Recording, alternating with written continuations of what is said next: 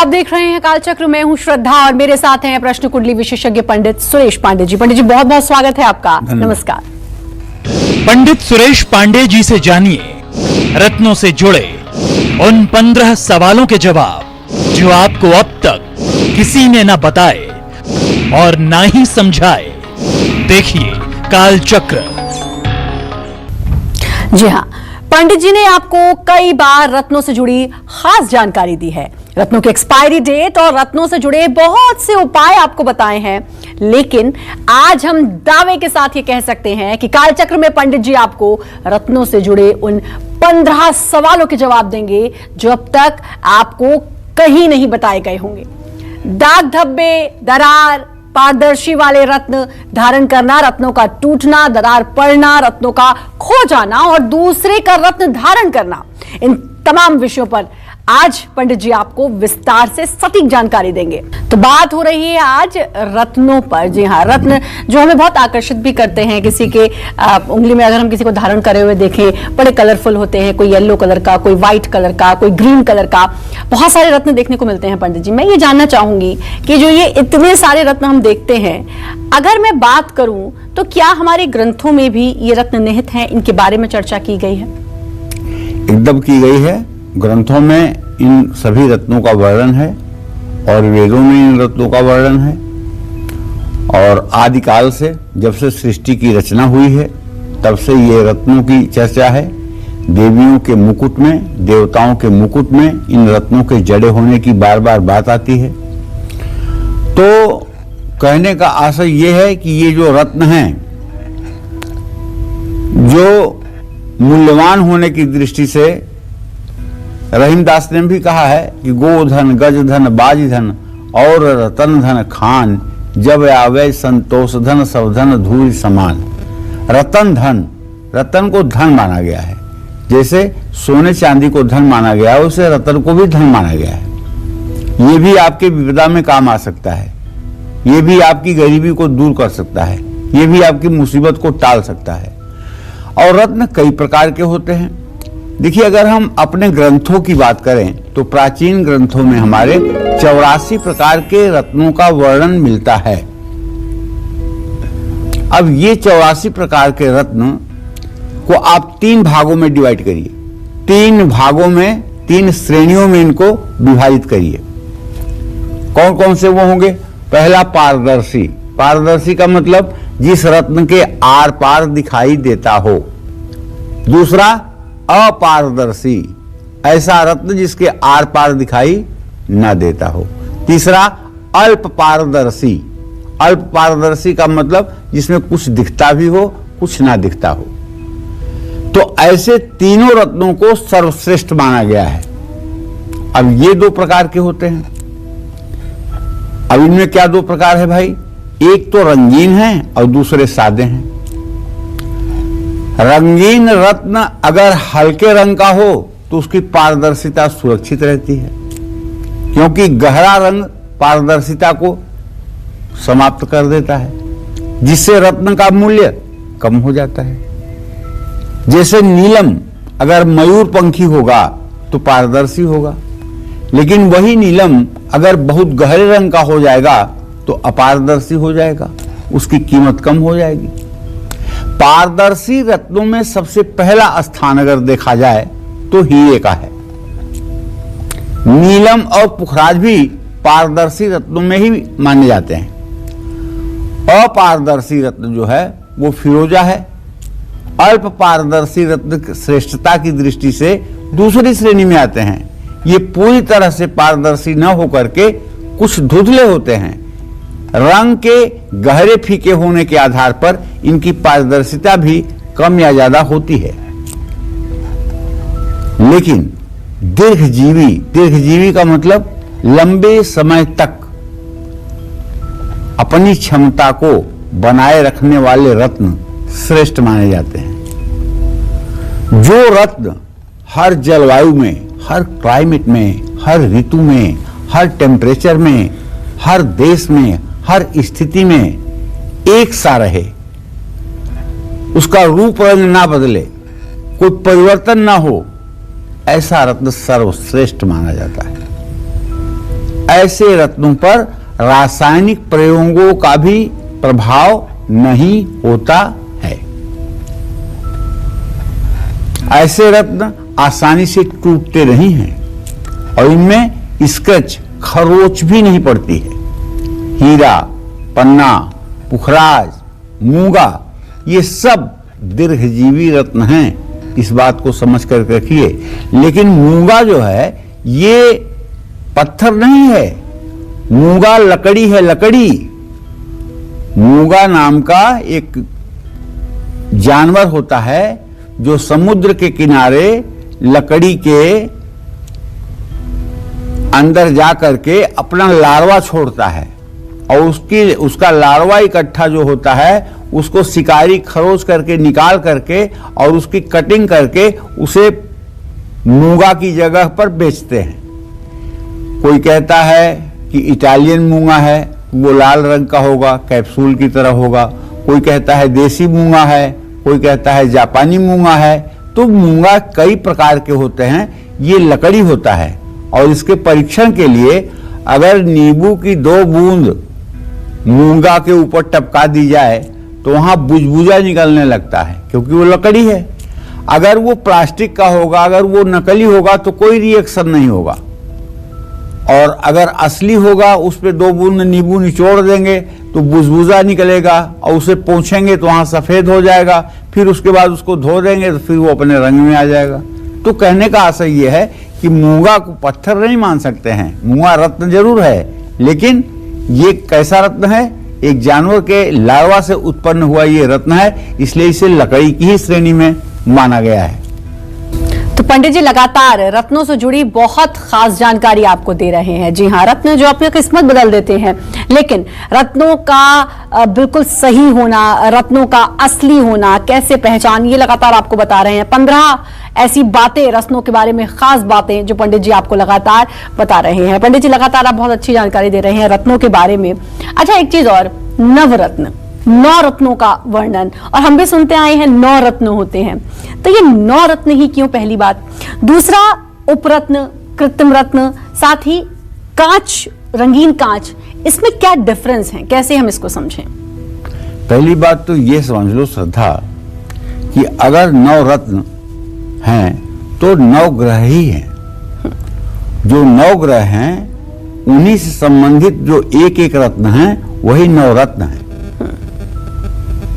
और 9 रत्न से संसार की सारी वस्तुएं पूरी हो गई, इस बात का आभास होता है। जैसे अकबर अपने दरबार में 9 ऐसे लोगों को रखता था जिनका नाम नवरत्न था। अकबर के दरबार में तो नवरत्न रहते थे। वो नवरत्न क्या थे? 9 विशिष्ट प्रतिभाओं के धनी लोग रहते थे, पत्थर नहीं रहता था।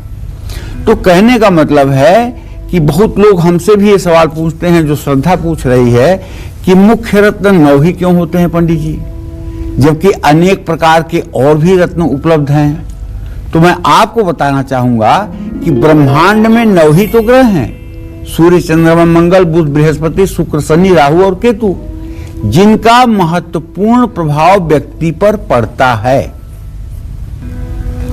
इन ग्रहों से निकलने वाली रश्मियों को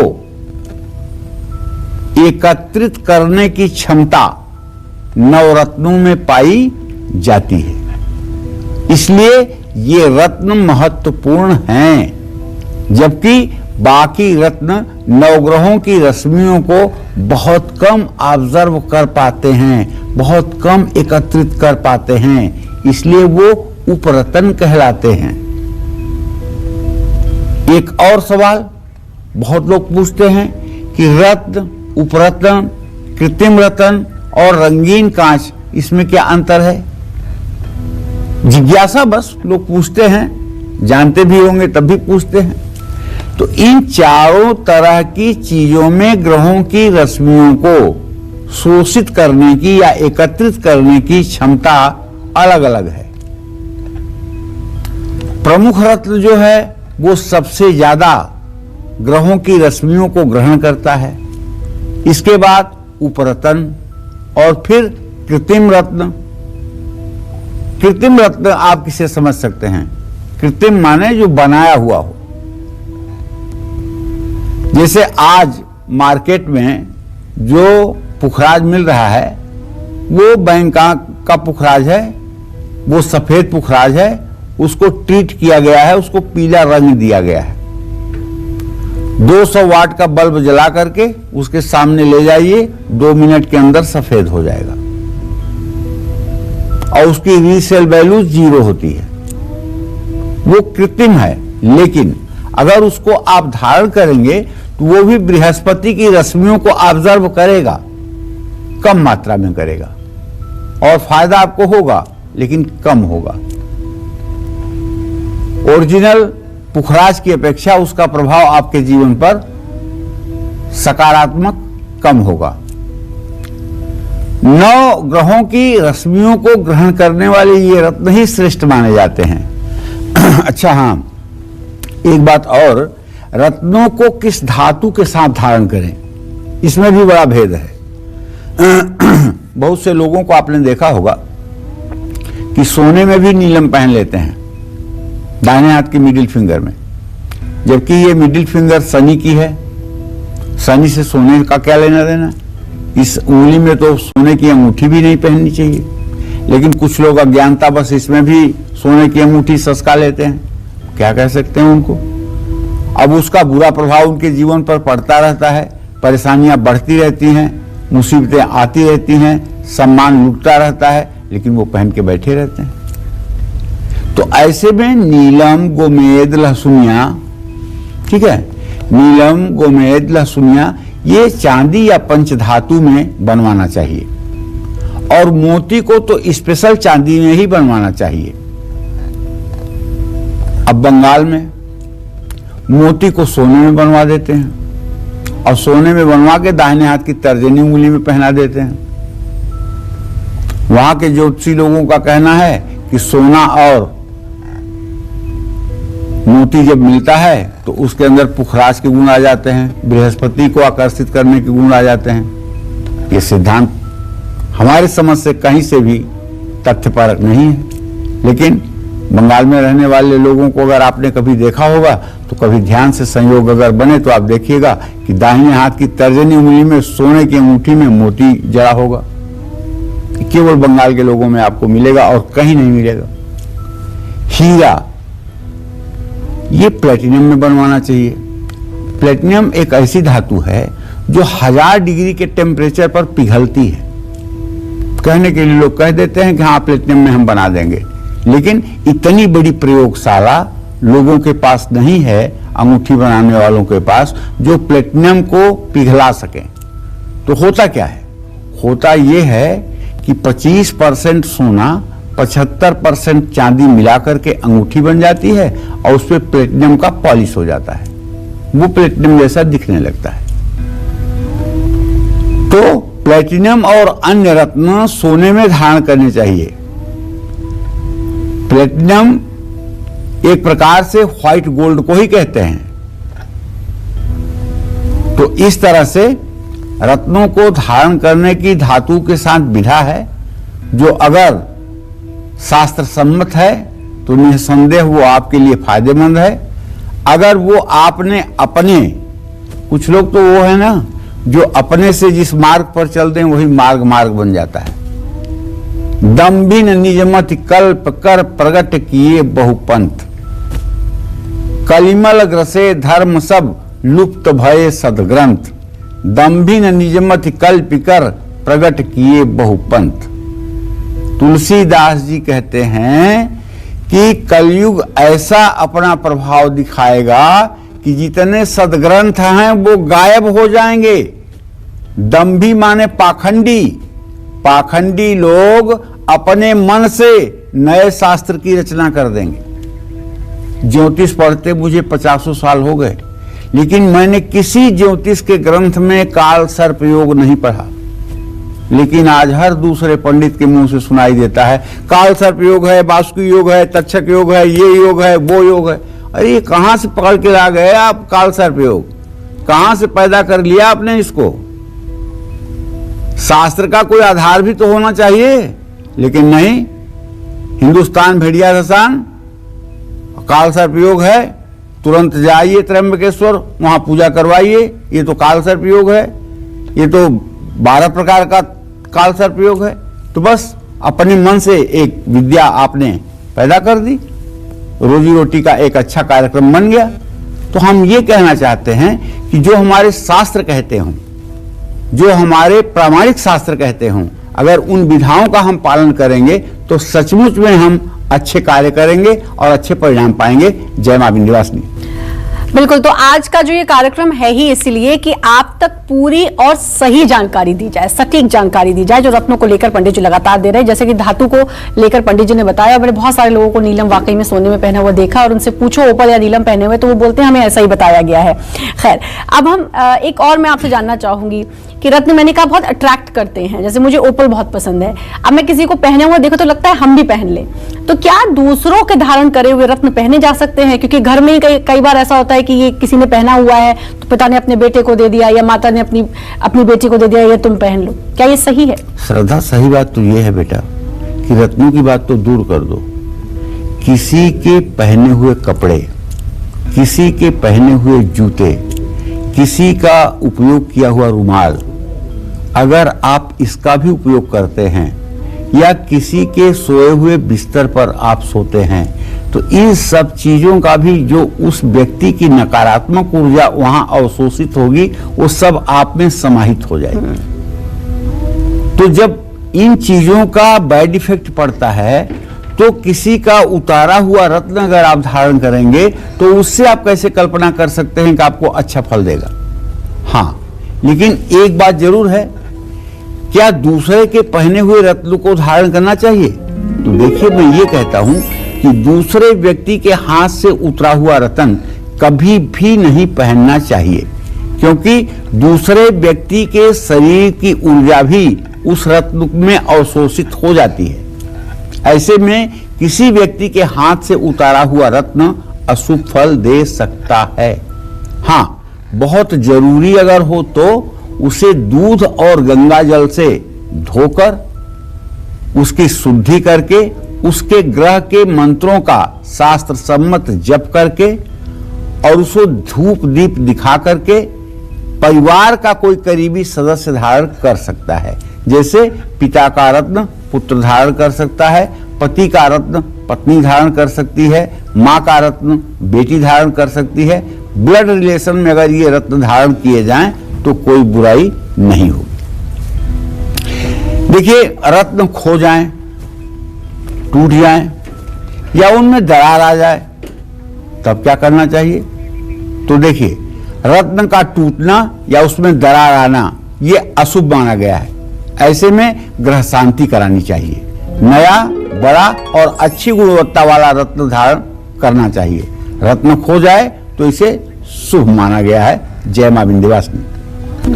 पंडित जी, रत्न के बारे में जो हमने कहा कि अगर खो जाए, दरार आ जाए, रत्नों की उम्र भी होती होगी। एक समय बाद देखा गया है बहुत से लोगों के रत्न क्रैक आ जाता है या खो जाता है अपने आप में। वो भी एक बड़ा चमत्कार सा लगता है कि पता नहीं कहाँ गया, रत्न मिलता ही नहीं है। तो इसको क्या साइन समझा जाए, और जो आपने कहा दरार आने पे, टूटने पे, क्या सही तरीका है जो हमें करना चाहिए? देखो श्रद्धा, सही बात तो यह है कि पूरे हिंदुस्तान में सभी को पता है कि सोने का चोरी होना और सोने का मिलना दोनों अशुभ संकेत करता है। सोना गायब हो गया आपका, चोरी हो गया, तो भी आपको बुरे परिणाम भुगतने होंगे। और सोना कहीं से किसी का अगर आपको मिल गया और आपने उसे अपने यूज में कर लिया, तो भी आपका कल्याण नहीं होगा। ठीक है, उसी तरह से रत्नों की बात है। रत्नों में अगर दरार आ जाए तो ये अशुभ है। इसका मतलब कि उस ग्रह ने आपके ऊपर आने वाली आपदा को संभालने की कोशिश किया, लेकिन वो विफल रहा। तुरंत ग्रह शांति करानी चाहिए। ग्रह शांति का मतलब सूर्य के मंत्रों का 7000 जप, चंद्रमा के मंत्रों का 10,000 जप, मंगल के मंत्रों का 10,000 जप, बुध के मंत्रों का 9,000 जप, बृहस्पति के मंत्रों का 16,000 जप और शुक्र के मंत्रों का 16,000 जप, शनि के मंत्रों का 23,000 जप, इसी तरह से राहु केतु के मंत्रों का 18,000 जप और 17,000 जप की संख्या करवानी चाहिए। और हर समय रत्न बड़ा और अच्छी गुणवत्ता का ही धारण करना चाहिए। रत्न अगर खो जाए तब तो इसे ठीक माना जाता है, क्योंकि हो सकता है कि आपके ऊपर कोई बहुत बड़ी मुसीबत आने वाली थी, जो रत्न के गायब होने के बाद आपकी मुसीबत टल गई है, ये दोष दूर हुआ है। हाँ, लेकिन रत्न किसी का मिलना ये भी अशुभ माना जाता है। इससे दूसरे के ग्रहों के अशुभ प्रभाव व्यक्ति पर आ सकते हैं। आप कभी अगर ध्यान दिए होंगे तो जब ग्रहों का दान बताया जाता है तो शनि के दान में नीलम बताया जाता है, सूर्य के दान में माणिक्य बताया जाता है, चंद्रमा के दान में मोती की माला बताई जाती है, बुध के दान में पन्ना बताया जाता है, बृहस्पति के दान में पुखराज, सुनहला, ये सब रत्न सोना बताया जाता है। इसी तरह से शुक्र के लिए भी चांदी या फिर ओपल, ये सब दान में बताया जाता है। जो ग्रह अरिष्ट कारक हैं, जो ग्रह हानिकारक हैं, जो लोग छठे, आठवें, 12वें घर के मालिक हैं, जो घर मृत्यु भाव को या शत्रु भाव को देख रहे हैं या मारक स्थान के स्वामी हैं, उनके रत्नों को दान करने का विधान शास्त्रों में है और उसका लाभ भी मिलता है। तो बस आज का कार्यक्रम, मुझे विश्वास है कि आपको नई जानकारी देगा, इसलिए आज के कार्यक्रम को देखना भी चाहिए और जरूरत होने पर जो आपको इंपॉर्टेंट लगे उसे आपको नोट भी करना चाहिए। जय मां विंध्यवासिनी। आज कालचक्र में पंडित सुरेश पांडे जी आपको रत्नों से जुड़े उन 15 सवालों के जवाब दे रहे हैं जो अमूमन हर दर्शक के मन में होंगे ही होंगे। अब अपनी चर्चा को आगे बढ़ाते हुए बात करते हैं रत्नों के प्रभावों की।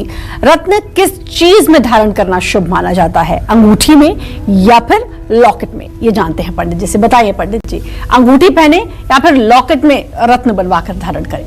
देखिए, प्राचीन काल से, जब से हमारी सनातन सभ्यता है, सनातन तो सनातन है, हर समय से है, तब से अंगूठी और लॉकेट ये दोनों के पहनने का महत्व है।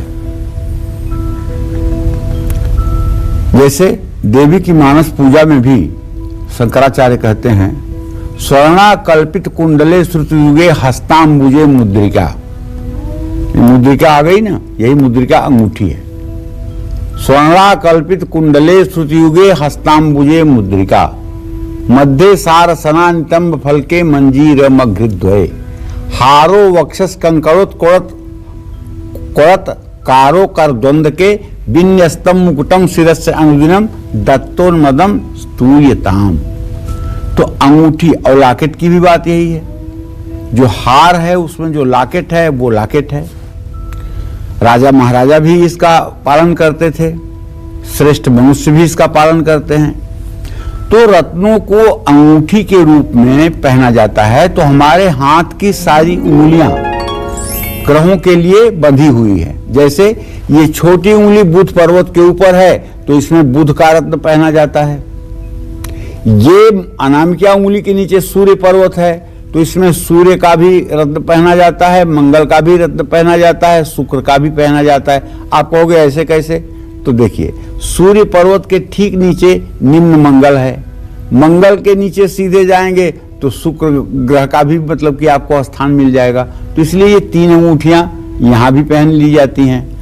मध्यमा उंगली में सीधे सीधे सीधे केवल शनि पर्वत है, इसलिए इसके नीचे राहु पर्वत है। तो शनि और राहु और केतु के अंगूठियां जो है वो मध्यमा में पहन ली जाती हैं। अब इसी तरह से पुखराज के लिए भी तर्जनी उंगली है बृहस्पति पर्वत होने के कारण। लेकिन जब किसी ग्रह का प्रभाव आपको अगली राशि पर लेना हो तो मेरा ये अनुभव है, मैं इस पे चैलेंज नहीं कर रहा हूं, मेरे जीवन का अनुभव है, मैंने इसको आजमाया है, मैंने इसका प्रभाव देखा है। अगर किसी का बृहस्पति अष्टम भाव में है और उसको आपको फल नवम भाव का लेना है, नवमेश का लेना है और बृहस्पति नवमेश है, तो आप उसे पुखराज लॉकेट में पहना दीजिए और चमत्कार देखिए। तो लॉकेट के रूप में गले में धारण तब कर लिया जाए जब उस ग्रह की स्थिति एक कक्षा आगे बढ़ाने से लाभकारी हो जाए। रत्नों को अंगूठी के रूप में अंगुली में धारण करना ज्यादा फायदेमंद होता है। रत्न की अंगूठी अंगुली की त्वचा को हर समय सोते, जागते, चलते फिरते स्पर्श करती रहनी चाहिए। स्पर्श का मतलब छुए ना, लेकिन उसके बीच में और त्वचा के बीच में कोई अवरोध ना हो। इससे शरीर की त्वचा में ज्यादा समय के लिए संपर्क में रहने से इसका प्रभाव ज्यादा हो जाता है। अब आप कहेंगे कि अगर पंडित जी किसी का ग्रह ऐसी स्थिति में है कि वो पीछे अगर हो जाए, पीछे की कक्षा में हो जाए, तो उस आदमी की जिंदगी जय जय हो जाएगी। उसमें फिर क्या कहता है ज्योतिष? उसमें ज्योतिष ये कहता है कि ऐसे व्यक्ति को अपने जीवन साथी को वो रत्न धारण करवाना चाहिए, जीवन संगिनी को वो रत्न धारण करवाना चाहिए।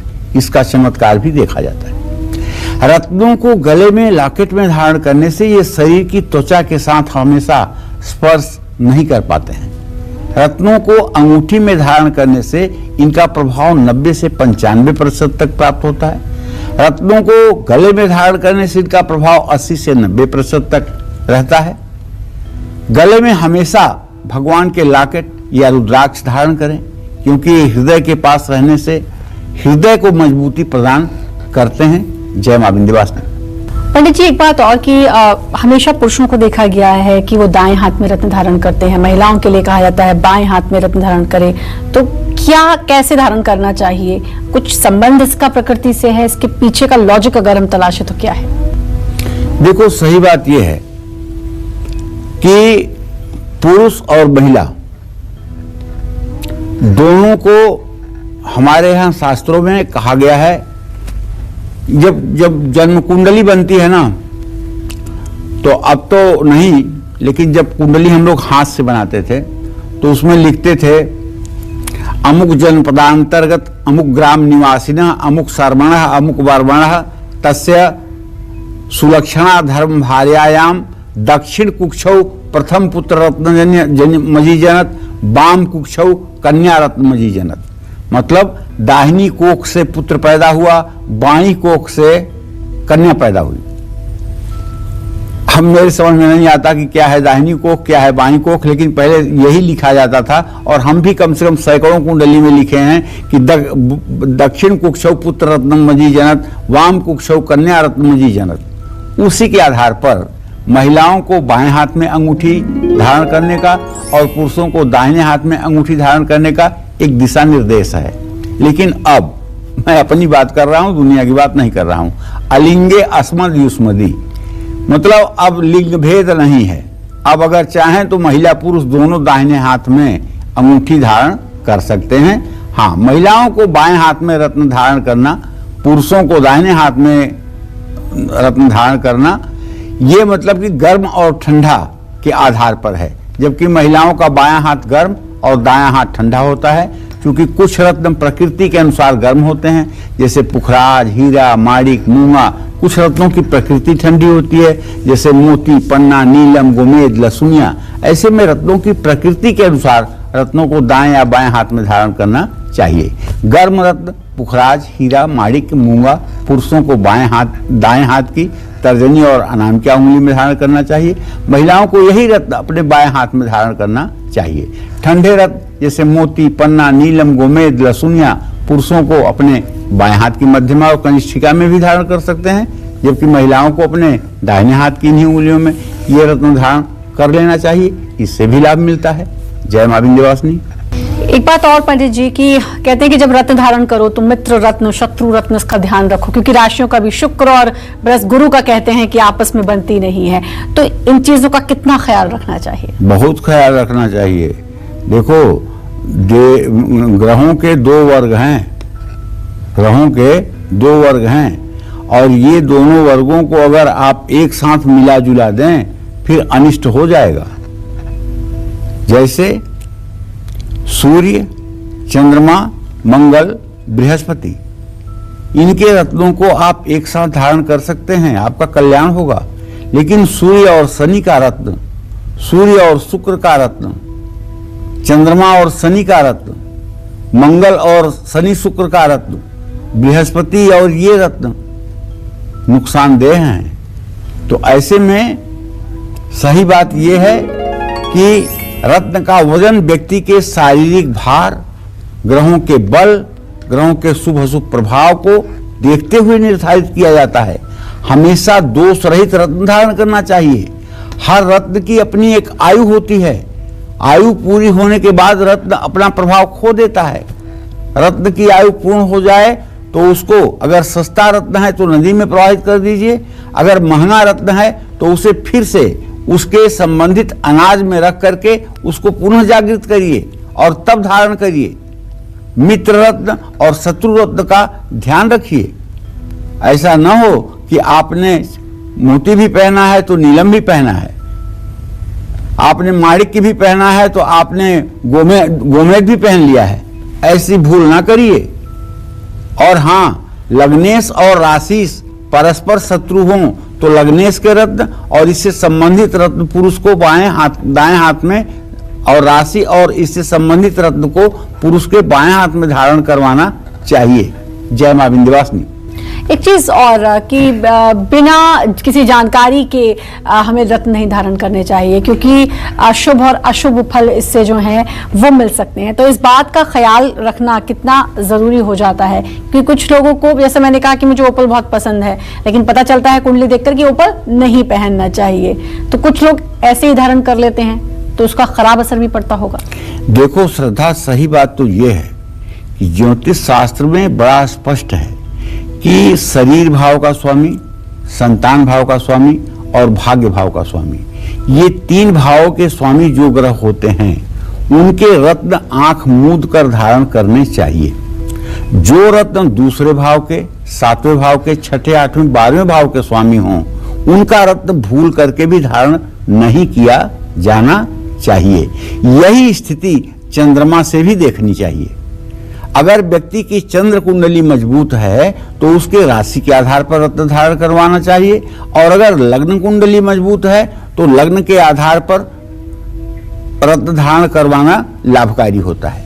तो माणिक्य के साथ हीरा, नीलम, गोमेद मत धारण करिएगा। मोती के साथ गोमेद, लहसुनिया मत धारण करिएगा।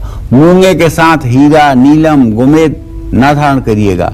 पन्ने के साथ मोती मत धारण करिएगा। पुखराज के साथ हीरा और नीलम धारण न करिएगा। हीरा और नीलम के साथ माणिक्य, मूंगा और पुखराज न धारण करिएगा। गोमेद के साथ माणिक्य, मूंगा और मोती वर्जित है। लहसुनिया के साथ मोती धारण करना सर्वथा वर्जित है। तो इन सब बातों को बताना चाहूंगा कि आप पंचधातु या अष्टधातु में धारण कर भी सकते हैं, और सभी, लेकिन पंचधातु और अष्टधातु में सभी धातुएं समान मात्रा में मिलाई जाएं। पंचधातु अष्टधातु के लिए मैं इसलिए नहीं प्रेफर करता हूं लोगों को कि पता नहीं लोग क्या मिला देंगे, क्या मिला नहीं देंगे, सही होगा या गलत होगा, इसलिए मैं ज्यादा करके रत्नों को चांदी और सोने में ही पहनने की बात करता हूं, क्योंकि चांदी होगी वो भी शुद्ध होगी, सोना होगा वो भी शुद्ध होगा। जो रत्न चांदी में फायदेमंद है उन्हें चांदी में, जो रत्न सोने में फायदेमंद है उन्हें सोने में पहनने की बात कही जाती है। हाँ, कुछ रत्नों को जैसे माणिक्य और मूंगा को तांबे में भी पहनने की बात की जाती है, उससे उसकी शुद्धता और बढ़ जाती है। जय मां विंध्यवासिनी। रत्नों के बारे में लगातार जानकारी दे रहे हैं पंडित जी। और पंडित जी, एक चीज और, रत्न खो जाए या चोरी हो जाए तो ये किस तरफ इशारा करता है, और इससे क्या कुछ ग्रहों पर भी प्रभाव पड़ता है? देखो ऐसा है, रत्न धारण करने से पहले उसका जैसा फल मिलेगा, इसके लिए रत्न के स्वामी के रंग का सूती कपड़ा लेकर के उसमें रत्न लपेट लीजिए। जो रत्न पहन रहे हैं उसको उसी वार में हाथ में धारण करें और अपनी दाहिनी बाजू में बांध लें। 8 दिन तक रत्न को अपनी बाजू में बंधा रहने दें। इन 8 दिनों में आपको आभास हो जाएगा कि रत्न आपको सुफल दे रहा है या नहीं। वैसे ये नियम हम केवल नीलम पर लागू करते हैं, क्योंकि नीलम एक ऐसा रत्न है जो रंक या राजा दोनों बना देता है। अगर नीलम ओरिजिनल होगा तो उसका प्रभाव 24 घंटे में दिखेगा। अगर वो आपको लाभ पहुंचाने वाला है तो आपके जिंदगी के सारे शुभ अवसर आपको दिखाई देने लगेंगे, और अगर वो आपके लिए शुभ नहीं है तो ऐसा बर्बाद करना शुरू करेगा जिसमें आप संभल नहीं पाएंगे। इसलिए नीलम की टेस्टिंग जरूरी होती है। बाकी रत्नों की टेस्टिंग ना भी हो, केवल समझदारी के साथ प्रिस्क्रिप्ट किया जाए तो भी ठीक रहता है। रत्न की मर्यादा का भी ध्यान रखना चाहिए। हाथ या गले में बार बार रत्न ना उतारें। रत्न खो जाए, गिर जाए या चोरी हो जाए तो समझ लेना चाहिए कि ग्रह दोष कम हो गया है। जय मां विंध्यवासिनी। किसी रत्न में आड़ी रेखाएं, क्रॉस या जाल हो, क्या ऐसा रत्न पहनने से आपको उसके शुभ फल मिलेंगे या अशुभ? जानते हैं पंडित जी से। बताइए पंडित जी, जाल, आड़ी रेखाएं, ऐसा रत्न हो तो क्या प्रभाव होगा? देखिए, सही बात है। जाल मतलब जिसमें सचमुच में जाल जैसा दिखाई दे। किसी रत्न में, जैसे मोती में आड़ी रेखा हो या क्रास हो या जाल हो तो सौभाग्य नाशक होता है। पुखराज में आड़ी रेखा हो, क्रास हो या जाल हो तो बंधु बांधव का नाश करता है। पन्ना में ये दोष हो तो लक्ष्मी नाशक होता है, लेकिन पन्ना में प्रायः सस्ते पन्ना में ये दोष पाया ही जाता है। पन्ना में अगर ये दोष नहीं होगा ना तो पन्ना बहुत मूल्यवान होगा। जिस पन्ना में जाल नहीं होगा वो पन्ना 15-20 हजार रुपए रत्ती से ऊपर का होगा। प्रायः पन्ना में जाल पाया जाता है। पुखराज में ये दोष हो तो संतान के लिए हानिकारक है, अनिष्टकारक है। और अगर हीरे में ये दोष है तो ऐसे व्यक्ति को मानसिक शांति नहीं मिलती है। और नीलम में ये दोष हो तो रोगवर्धक है, धननाशक है। और गोमेद में आड़ी रेखाएं हो या जाल हो या क्रास हो तो खून से संबंधित बीमारियां शुरू हो जाती हैं। इसी तरह से लहसुनिया में अगर दोष हो तो यह शत्रुओं को बढ़ाता है। माणिक्य में दोष हो तो गृहस्थ जीवन में सुखों का नाशक है। मूंगे में अगर इस तरह की रेखा बन जाए या क्रास हो जाए तो सुख संपत्ति का नाशक माना जाता है। इस तरह से ये रत्नों के दोष हैं। इन्हें अच्छी तरह से जौहरी समझ सकता है या इसका कोर्स होता है। इसका कोर्स होता है और बाकायदे उसका सरकारी सर्टिफिकेट मिलता है। भारत सरकार की तरफ से जेम्स का कोर्स कराया जाता है। उसमें रत्नों के परीक्षण की विधा बताई जाती है, असली नकली का अंतर बताया जाता है और वो सारे इसके निश्चित रूप से सिद्धांत हैं जिन सिद्धांतों पर इसके असली और नकली होने का प्रमाण साबित होता है। तो आप भी अगर किसी से रत्न खरीदें तो भारत सरकार द्वारा मान्यता प्राप्त लाइब्रेरी से, लेबोरेटरी से आपका रत्न प्रमाणित हो।